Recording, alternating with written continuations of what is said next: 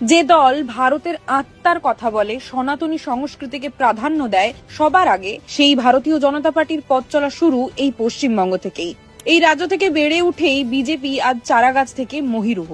আজ 6 এপ্রিল 1980 সালের এই দিনেই ভারতীয় জনতা পার্টি প্রতিষ্ঠিত হয়। বিশ্বের সবচেয়ে বড় রাজনৈতিক দল কংগ্রেসী অপশাসনকে ছুঁড়ে ফেলে বিশ্বমঞ্চে দেশকে বিশ্বগুরু হিসাবে প্রতিষ্ঠা করা রাজনৈতিক দল বিজেপি। তবে অটল বিহারী বাজপেয়ী নরেন্দ্র মোদীর দলের রাজনৈতিক ডিএনএ লুকিয়ে রয়েছে জনসংঘে। 1951 সালে শ্যামাপ্রসাদ মুখোপাধ্যায়ের প্রতিষ্ঠিত দলই হয়ে উঠেছিল পশ্চিমবঙ্গের রাজনীতিতে সনাতনী বাঙালির কণ্ঠস্বর।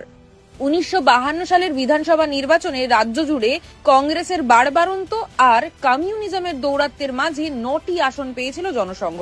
ওই একই সালের লোকসভা নির্বাচনে দেশ জুড়ে মাত্র 3টি আসন পায় জনসংঘ। এর মধ্যে 2টিই ছিল পশ্চিমবঙ্গ থেকে। দক্ষিণ কলকাতা আসনে বিপুল ভোটে জিতেছিলেন শ্যামাপ্রসাদ মুখোপাধ্যায়। আরেকটি আসনে জয়ী প্রার্থী ছিলেন দুর্গাচরণ ব্যানার্জি। সেই শুরু।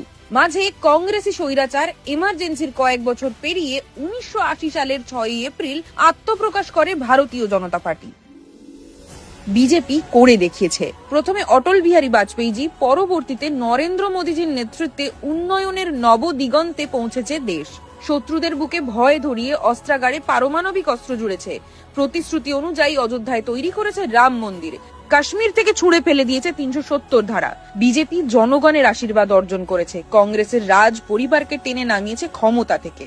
সম্প্রতি দেশের অধিকাংশ রাজ্যেই ক্ষমতায় রয়েছে ভারতীয় জনতা পার্টি। অন্যদিকে তলিয়ে গিয়েছে দুর্নীতিবাজ পরিবারতান্ত্রিক দলগুলি। এবার পশ্চিমবঙ্গের পালা। কালীঘাটের টালির চালাকে গণতন্ত্রের ক্ষমতা বোঝানোর পালা।